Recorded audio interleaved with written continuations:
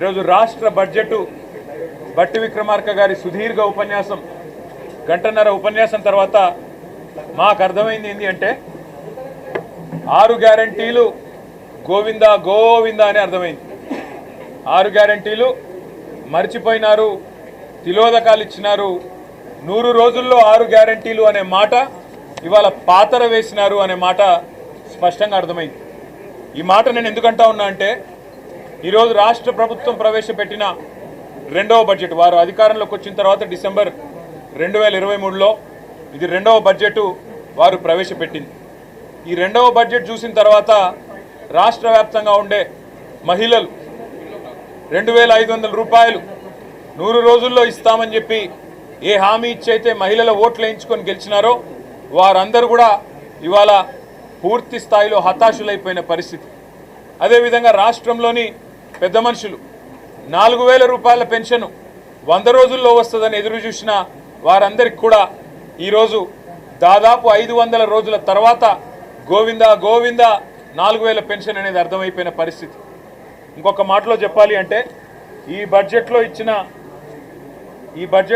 అంకెలు చూస్తే 420 హామీలు 420 హామీలు ఏవైతే కాంగ్రెస్ పార్టీ ఇచ్చి అధికారంలోకి వచ్చిందో ఒక్క హామీ గురించి కూడా ఈరోజు ప్రస్తావించలేదు.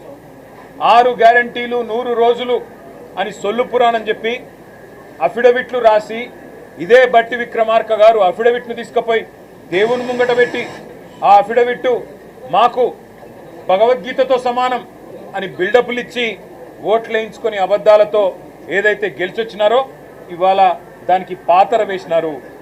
40% సమయం ఈ బడ్జెట్తో ఒడిసిపోయింది. 40% ఎందుకంటున్నా అంటే ఏ ప్రభుత్వానికైనా 5 సంవత్సరాల పదవీ కాలం ఉంటుంది, 5 బడ్జెట్లు ప్రవేశపెట్టే అవకాశం ఉంటుంది.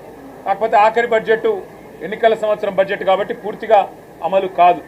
మరి ఈ ప్రభుత్వం 2 బడ్జెట్లు అయిపోయినాయి అంటే దాదాపు 40-50% వీళ్ళ ఎజెండా నెరవేర్చడానికి కావలసిన ఆర్థిక సంపత్తి ఏదైతే ఉంటుందో ఈ బడ్జెట్ ద్వారా వారు చెప్పేది మరి పూర్తి చేసేది ఉండే.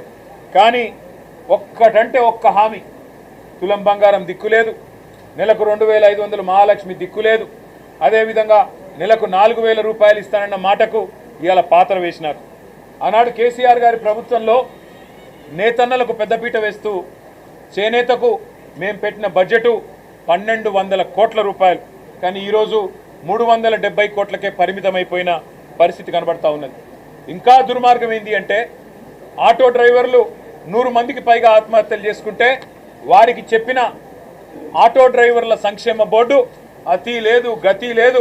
రాష్ట్ర వ్యాప్తంగా 8 లక్షల మంది ఆటో డ్రైవర్లు ఇవాళ అవస్థలు పడుతుంటే వారి గురించి ఒక్క మాట, ఒక్క ఉపశమనంతో వారిని ఊకోబెట్టే ఒక్క మాట కూడా లేదు ఈ బడ్జెట్లో. అదే మాదిరిగా చెప్పారు వీళ్ళు స్విగ్గీ, జొమాటో, అదేవిధంగా ఇంకా ఇతర ఏవైతే ఈ చిన్న చిన్న యాప్స్ ఉంటాయో వాటి ద్వారా మన ఇళ్లలోకి వచ్చి ఫుడ్ డెలివరీ చేసే అబ్బాయిలు వాళ్ళు ఎవరైతే ఉంటారో వాళ్ళందరికీ గిగ్ వర్కర్స్ బోర్డు పెడతాము అని మాట ఇచ్చారు. ఆనాడు రాహుల్ గాంధీ గారు స్వయంగా చెప్పారు. దాని మాట కూడా ఈరోజు లేదు. ఏ రాష్ట్ర ప్రభుత్వ ఉద్యోగులకైతే ఆనాడు కేసీఆర్ గారు న్యాయం చేసి 73% ఫిట్మెంట్ ఇచ్చినారో వారికి ఇంకా ఎక్కువ న్యాయం చేస్తామన్నారు, ఇంకా ఎక్కువ మేలు చేస్తామన్నారు. వారి గురించి ఒక్క మాట కూడా ఈరోజు బడ్జెట్లో చెప్పలేదు.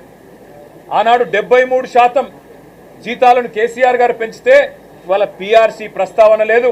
పెండింగ్లో ఉన్న 5 డిఏల గురించి ఒక్క మాట కూడా రాష్ట్ర ప్రభుత్వం కనీసం ప్రస్తావన చేయలేదు. ఆడబిడ్డలకైతే నేను ఇప్పటికే చెప్పిన తీవ్ర అన్యాయం నెలకు 2500 100 రోజుల్లో అమలు చేస్తామన్నారు. 500 అయినా కూడా కనీసం మాట కూడా ఈరోజు లేదు. అదేవిధంగా బలహీన వర్గాల సోదరులకు ద్రోహం చేసినారు. కులగణన పేరుతో వారి సంఖ్యను తక్కువ చేసి చూపెట్టి అట్లా మోసం చేసినారు. యాదవ సోదరులకు గొర్రెలిస్తాం, మొదటి నెలలోనే ఇచ్చేస్తామని చెప్పి నమ్మబలికినారు.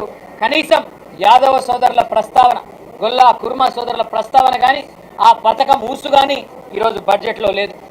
గౌడన్నలకు చెప్పినారు మీకు 15% కాదు, వైన్ షాపుల్లో రిజర్వేషను 25% అన్నారు.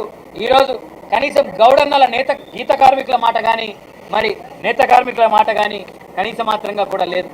అంబేద్కర్ అభయహస్తం అన్నారు. ఎస్సీ ఎస్టీ డిక్లరేషన్ చేవెళ్లలో పెట్టినారు. కేసీఆర్ గారు దళిత బంధు ద్వారా 10 లక్షలు ఇస్తే మేము 12 లక్షలు ఇస్తామన్నారు. మరి ఈరోజు రాష్ట్రంలోని దళితులకు వెన్నుపోటు పడుస్తూ గతంలో దళిత బంధు ద్వారా ఇచ్చిన నిధులను ఆపేయడమే కాకుండా ఈరోజు అంబేద్కర్ అభయహస్తం గురించి కనీసం మాట మాత్రంగా కూడా ప్రస్తావించకుండా రాష్ట్రంలోని దళిత సోదరులను గిరిజన సోదరులను మోసం చేసినారు. రాహుల్ గాంధీ గారు స్వయంగా వచ్చి అశోక్ నగర్లో ఛాయ్ తాగుకుంటూ ఫోటోలకు పోజులు ఇచ్చుకుంటూ మొదటి సంవత్సరంలోనే 2 లక్షల ఉద్యోగాలు ఇస్తా అని నరికిండు. మరి ఎక్కడ పోయినాయి 2 లక్షల ఉద్యోగాలంటే ఇవాళ కనీసంగా నిరుద్యోగుల గురించి ఒక్క మాట కూడా చెప్పే పరిస్థితి లేదు. కేసీఆర్ ప్రభుత్వం ఇచ్చిన ఉద్యోగాలకు వీళ్ళు కాగితాలు ఇచ్చుకుంటా మేమిచ్చినామని చెబితే మందికి పుట్టిన బిడ్డలు మా బిడ్డలు అని చెప్పుకుంటే రాష్ట్ర ప్రభుత్వం ఇవాళ చెప్తున్న అబద్ధాలు చూసి రాష్ట్రంలోని నిరుద్యోగులు నవ్వుతున్నారు. రాష్ట్ర వ్యాప్తంగా పిల్లలు నవ్వుతా ఉన్నారు. ఉద్యోగాలు ఇచ్చింది కేసీఆర్ ప్రభుత్వం, కాగితాలు ఇచ్చిన సన్నాసులు మీరు. 2 లక్షల ఉద్యోగాలు ఏదైతే రాహుల్ గాంధీ చెప్పిండో నేను డిమాండ్ చేస్తున్నా. దమ్ముంటే రాహుల్ గాంధీ అశోక్ నగర్కు 2 లక్షల ఉద్యోగాలు ఏమైనాయి, మొదటి సంవత్సరంలో చెప్పిన మాటలు ఏమైనాయి చెప్పాలని చెప్పి మేము డిమాండ్ చేస్తూ ఉన్నాం. అదేవిధంగా నిరుద్యోగ భృతి అన్నారు, యువ వికాసం అన్నారు, నిరుద్యోగ భృతి అన్నారు. 4,000 రూపాయలు ఇస్తాం, కేసీఆర్ గారు మోసం చేసినారన్నారు. మరి ఇవాళ నిరుద్యోగ భృతి 40% మీ సమయం అయిపోయినా నిరుద్యోగ భృతి గురించి ఒక్క మాట లేదు. విద్యా భరోసా కార్డు అన్నారు, 5 లక్షలు అన్నారు, అది కూడా ఇప్పటి వరకు కనీసం ప్రస్తావన లేదు. ఇంకా సిగ్గు లేకుండా ఉన్న గురుకులాలనే నడపలేని అసమర్థులు, ఉన్న గురుకులాలనే కనీసం నిర్వహించలేని అసమర్థులు, 80 మందికి పైచీలకు గురుకుల పాఠశాలల్లో పిల్లలు చచ్చిపోతే దాన్ని నివారించలేని వాళ్ళు ఇవాళ కొత్త స్కూల్ ఏదో కడతామని చెప్పి బిల్డప్ ఇస్తూ ఉన్నారు. సిగ్గుపడాలని చెప్పి నేను విజ్ఞప్తి చేస్తూ ఉన్నా. రాష్ట్ర ఆర్థిక చోదక శక్తి హైదరాబాద్ మహానగరం. ఇవాళ హైదరాబాద్ మహానగరం అధ్వాన నగరంగా మారింది. ముఖ్యమంత్రి గారు స్వయంగా మున్సిపల్ మంత్రిగా ఉన్న పెండింగ్ ప్రాజెక్టులన్నీ పెండింగ్గానే మిగిలిపోయినాయి. 42 ఫ్లైఓవర్లకు గాను 36 ఫ్లైఓవర్లు మేమే పూర్తి చేసినాం. ఆ మిగతా 6 కూడా పూర్తి చేయలేని అసమర్థ ప్రభుత్వం కాంగ్రెస్ ప్రభుత్వం. వైద్య రంగంలో అయితే ఇంకా సిగ్గుపడాల. కనీసం ఇవాళ పేదవాళ్ళు ఇవాళ దవాఖానకు పోతే గోళీలు ఇచ్చే పరిస్థితి లేదు, మొత్తం విధ్వంసం చేసి పెట్టినారు. ఇంకా 2 మాటలు ఖచ్చితంగా చెప్పాలి. తెలంగాణ ఆర్థిక వ్యవస్థను ఇవాళ చిన్నాభిన్నం చేసింది, పేక మేడలాగా కుప్పగూలుస్తున్నది కాంగ్రెస్ పార్టీ, కాంగ్రెస్ ప్రభుత్వం. అందుకే మేము చెప్పినాం కరోనా వైరస్ కంటే ప్రమాదం కాంగ్రెస్ వైరస్ అని చెప్పినాం. మళ్ళీ ఈరోజు బడ్జెట్ ద్వారా అది స్పష్టంగా కనబడతా ఉన్నది. ఇంకా పెద్ద పెద్ద డైలాగులు, $1 ట్రిలియన్ చేస్తారట వీళ్ళు. $1 ట్రిలియన్ అంటే ఎన్ని సున్నాలు ఉన్నాయో కూడా వీళ్ళకి తెలియదు. కానీ $1 ట్రిలియన్ ఎవరో చెప్పినరు, వీళ్ళు చదివినరు తప్ప వీళ్ళకు ఉన్నదాన్నే కాపాడే పరిస్థితి లేదు. మీరు $1 ట్రిలియన్ ఆర్థిక వ్యవస్థ చేసుడు కాదు, $1 ట్రిలియన్ అప్పు చేసే దౌర్భాగ్యమైన పరిస్థితి కనబడతా ఉన్నది. కేసీఆర్ ప్రభుత్వం 10 ఏళ్లలో 4,17,000 కోట్ల రూపాయల అప్పు చేస్తే ఆ రోజు కారు కూతలు కూసింది కాంగ్రెస్ పార్టీ. ఈరోజు ఒక్క సంవత్సరంలో 1,60,000 కోట్ల అప్పు చేసింది కాంగ్రెస్ ప్రభుత్వం. ఇది వాస్తవం అని చెప్పి ముఖ్యమంత్రి గారే అసెంబ్లీలో ఒప్పుకున్నారు. ఇంకా వీళ్ళ అటర్ ఫ్లాప్ మోడల్ అట దేశానికి ఆదర్శమట. నిజంగా చెప్పాలంటే ఇది దేశానికే సిగ్గుచేటైన పాలన, 20% కమిషన్ పాలన అనేది స్పష్టంగా అర్థమవుతా ఉంది. ఈ బడ్జెట్ ఒక మాటలో తేల్చి చెప్పాలంటే ఇది పేద ప్రజల కష్టాలు తీర్చే బడ్జెట్ కాదు. 6 గ్యారంటీలను గోవిందా గోవిందా అనిపించి ఢిల్లీకి మాత్రం మూటలు పంపడానికి పెట్టిన బడ్జెట్ అనేది మాత్రం క్లియర్గా కనబడతా ఉంది. మేము అనుకున్నాం రైతులు మా ప్రాధాన్యత అని బిల్డప్ ఇస్తే నిజంగా మేము అనుకున్నాం. కానీ మీ మొదటి ప్రాధాన్యత వ్యవసాయం కాదు, మీ మొదటి ప్రాధాన్యత ఢిల్లీకి మూటలు పంపడం. మూసీ లూటిఫికేషన్ ద్వారా ఈరోజు ఆ మూటలు ఢిల్లీకి పంపడమే మీ ప్రాధాన్యత అని అర్థమైంది. ఇవాళ ఎంత సిగ్గు లేకుండా మాట్లాడుతున్నారంటే రుణమాఫీ చేసినామని చెప్తున్నారు. ఇదే పెద్ద మనిషి, ఇదే బట్టి విక్రమార్క గారు పోయిన సంవత్సరం బడ్జెట్ పెట్టినప్పుడు ఆ బడ్జెట్లో చెప్పారు 26,000 కోట్ల రూపాయలు పెడుతున్నాం రుణమాఫీకి అన్నారు. ఇవాళ బడ్జెట్లో చదువుతారు 20,000 కోట్లతో రుణమాఫీ పూర్తి చేసినా అని చెప్తారు. 49,000 కోట్ల రూపాయలని స్టేట్ లెవెల్ బ్యాంకర్స్ కమిటీ మీటింగ్లో చెప్తారు. ఆ తర్వాత ముఖ్యమంత్రి గారు 40,000 కోట్లకని చెప్పి 9,000 కత్తిరిస్తారు. ఆడికెళ్ళి క్యాబినెట్కి వచ్చే వరకు 31,000 కోట్లు అవుతుంది, మరొక 9,000 కోట్లు తగ్గిపోతుంది. ఆడికెళ్ళి అసెంబ్లీకి వచ్చే వరకు మరొక 6,000 కోట్లు తగ్గుతుంది. చివరికి ఈరోజు ఒక సంవత్సరం గడిచిన తర్వాత 20,000 కోట్లతోనే అయిపోయిందని చెప్పి మరి మాట్లాడే పరిస్థితి. మా శాసనసభ్యులు పల్లా రాజేశ్వర రెడ్డి గారు, కౌశిక్ రెడ్డి గారు, ఇంకా అందరం కూడా మేము సవాల్ చేసాం. హరీష్ రావు గారు, నేను, ఏ ఒక్క ఊర్లోనైనా 100% రుణమాఫీ జరిగిందని రుజువు చేస్తే మేము మా శాసనసభ్యత్వాన్ని వదులుకుంటామని చెప్పి కూడా చెప్పినాం. కానీ ప్రభుత్వానికి సోయి లేదు, వాళ్ళకు ఆలోచన లేదు. కాబట్టే రుణమాఫీ జరిగిందో జరగలేదో కూడా వాళ్ళకే అర్థం కాని పరిస్థితిలో ఉన్నారు. ఇంకా రైతు కూలీలకు ఆర్థిక సాయం అని చెప్పి నమ్మబలుకుతూ ఉన్నారు. 1 కోటి మంది రైతు కూలీలకు ఎవరికైతే ఉన్నదో వారికి సాయం చేస్తామని మాట ఇచ్చి 12,000 రూపాయలు అని చెప్పి అబద్ధాలు చెప్పి ఇవాళ అది ప్రారంభించినామని చెప్తా ఉన్నారు. రాష్ట్రంలో ఏ గ్రామానికి వస్తారో రండి, ఏ ఒక్క గ్రామంలో కూడా రైతు కూలీలందరూ నిజంగానే మాకు 12,000 వచ్చింది అంటే మేము ఏ శిక్షకైనా సిద్ధమని చెప్పి కూడా మేము తెలియజేస్తా ఉన్నాం. ఒక్క మాటలో ఈ బడ్జెట్ గురించి చెప్పాలి అంటే నిన్నటిదాకా 20% కమిషన్ గవర్నమెంట్ ఇది. మరి ఈ బడ్జెట్ చూస్తే 40% కమిషన్ పెంచుకొని ఢిల్లీకి మూటలు పంపడానికి ప్రయత్నం చేస్తూ ఉన్నట్టుగా కనబడతా ఉన్నది. ఆదాయాన్నేమో పాతాళానికి తొక్కేసినామని ముఖ్యమంత్రి గారు చెప్పారు. 70,000 కోట్ల ఘాటా ఉంది అని ముఖ్యమంత్రి గారు నిన్నగాక మొన్న వరంగల్ జిల్లాలో బహిరంగ సభలో చెప్పినాడు. మరి ఎవరి వల్ల పడిపోయింది ఆదాయం? నీ తెలివి తక్కువతనం వల్ల, నీ ప్రభుత్వ అసమర్థత వల్ల, నీ చేతగాని విధానాల వల్ల, నీ నెగిటివ్ పాలసీస్ వల్ల, నీ నెగిటివ్ పాలిటిక్స్ వల్ల కాదా? నేను ముఖ్యమంత్రి గారికి కూడా చెప్తా ఉన్నా, రోజు రంకెలు వేయడం కాదు, మీడియా ముందు ప్రజల ముందు అంకెలు ఎందుకు ఆగమైనాయో చెప్పు. రంకెలు వేయడం ఈజీ, కానీ అంకెలు ఎందుకు ఆగమైనాయి, ఎందుకు ఆర్థిక పరిస్థితి అధ్వానంగా మారిందో చెప్పు. భట్టి గారు గత సంవత్సరం బడ్జెట్లో పెద్ద డైలాగ్ కొట్టినారు. మా బడ్జెట్ వాస్తవాలకు దగ్గరగా ఉంది, మేము నేల విడిచి సాము చేయలేదు, గాల్లో మాటలు మాట్లాడలేదన్నారు. మరి ఇలా భట్టి గారిని అడుగుతా ఉన్నా, ఎందుకు మరి మీ బడ్జెట్ అంచనాలకు చేరుకోలేకపోయింది? ఎందుకు మీ ముఖ్యమంత్రి గారే 70,000 కోట్ల గ్యాప్ వచ్చిందని చెప్పి చెప్తున్నారో చెప్పండి సమాధానం అని చెప్పి కూడా అడుగుతా ఉన్నాం. నమ్మి ఓట్లేసిన పాపానికి 4 కోట్ల మందిని ముంచిన బడ్జెట్ ఇది. 6 గ్యారంటీలను గోవిందా గోవిందా చేసిన బడ్జెట్ ఇది. ప్రజల ప్రగతి రథ చక్రానికి పంక్చర్ చేసిన కాంగ్రెస్ ప్రభుత్వం ఇది. రేవంత్ రెడ్డి అసమర్థతకు, రేవంత్ రెడ్డి చేతగాని తనానికి, పరిపాలన వైఫల్యానికి నిలువుటద్దం ఈ బడ్జెట్ అని మేము చెప్తా ఉన్నాం. తెలంగాణ పునాది 10 ఏళ్ళు గట్టిగా పడ్డ తర్వాత కూడా వీళ్ళ అసమర్థత వల్ల, వీళ్ళ చేతగానితనం వల్ల ఇవాళ ఆకాశం నుంచి పాతాళం వైపు తెలంగాణ ఆర్థిక వ్యవస్థ పోతున్నది అంటే ఖచ్చితంగా దానికి బాధ్యత కాంగ్రెస్ పార్టీ తీసుకోవాలని చెప్పి కూడా మేము చెబుతూ, సంవత్సరానికి 40,000 కోట్ల అప్పు చేస్తేనేమో ఆ రోజు రంకెలేసినారు, ఆ రోజు నోటికొచ్చిన మాటలు మాట్లాడినారు.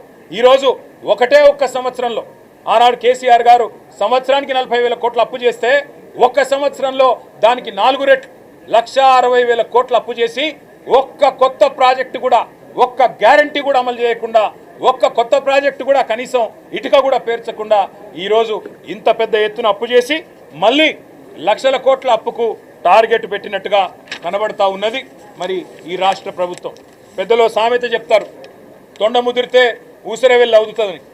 తొండ ముదిరితే ఊసరవెల్లి అవుతుందట, కానీ ఊసరవెల్లి ముదిరితే రేవంత్ రెడ్డి అవుతాడని ఇవాళ అర్థమైంది మాకు ఈ బడ్జెట్ చూసిన తర్వాత. అందుకే గ్యారంటీగా చెప్తున్నాం, కాంగ్రెస్ ఉన్నది అంటేనే కరెంటు ఉండదు, కాంగ్రెస్ అంటేనే కరోనా వైరస్ కంటే ప్రమాదం. ఈరోజు ఈ బడ్జెట్ చూస్తే అదే అర్థమవుతున్నది. సంక్షేమానికి సమాధి, అభివృద్ధికి అడ్రస్ గల్లెంతు, ప్రజలకు ఇచ్చిన గ్యారంటీలకు గోరిగట్టి, పార్టీ కార్యకర్తలకు మాత్రం పప్పు బెల్లాల్లాగా ఏదో వీళ్ళు అబ్బసొత్తు అన్నట్టు 6,000 కోట్లు పంచిపెడతారట. 6,000 కోట్లు ఎవడి అబ్బసొత్తు? తెలంగాణ ప్రజల సొత్తు.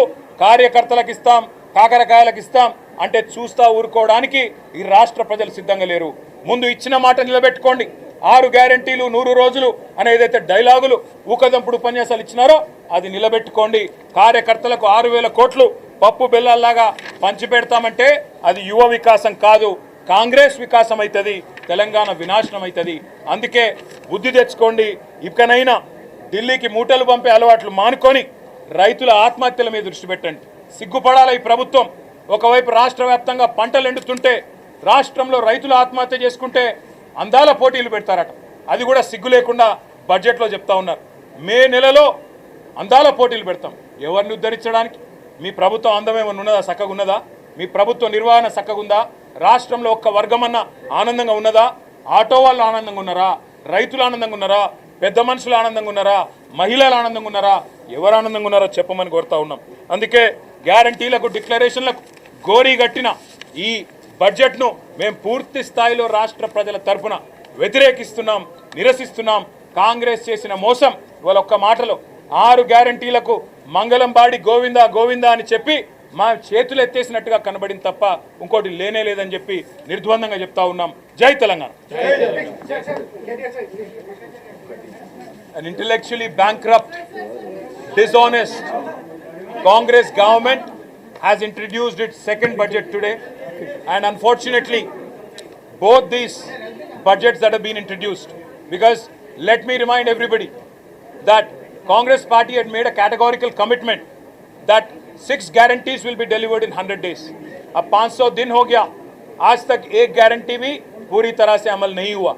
इसलिए it's an intellectually dishonest, a bankrupt government without any foresight.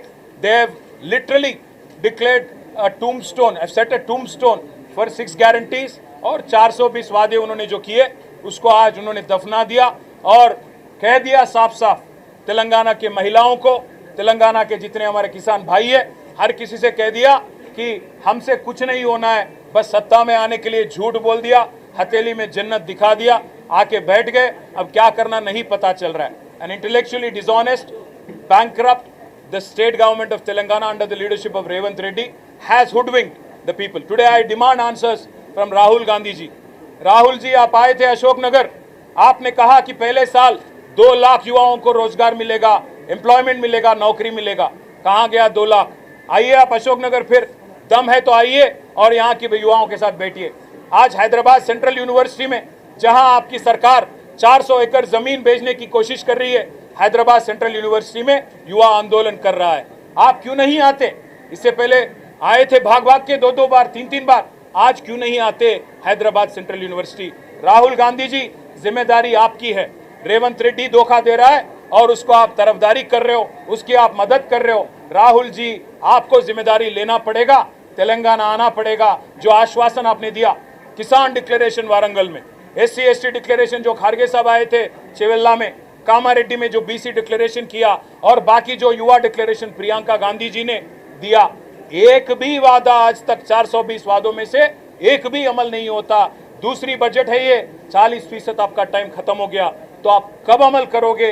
कब तेलंगाना जनता को राहत मिलेगी? जो आपने कहा था 100 दिन में गारंटी पूरा करेंगे, 500 दिन होने को आए, कहां आपने कुछ पूरा किया? ये आज हम तेलंगाना की जनता की तरफ से पूछ रहे हैं. और ये धोखेबाज बजट, जो इंटेलेक्चुअली बैंकरप्ट बजट जो है, इसको पूरी तरह से तेलंगाना की जनता की तरफ से हम इसको रिजेक्ट करते हैं और उम्मीद करते हैं कि तेलंगाना जनता भी कांग्रेस के लीडरों से सवाल पूछते जाएगी, आगे जाके उनको क्वेश्चन करेगी. Thank you. నిన్న సాయంత్రం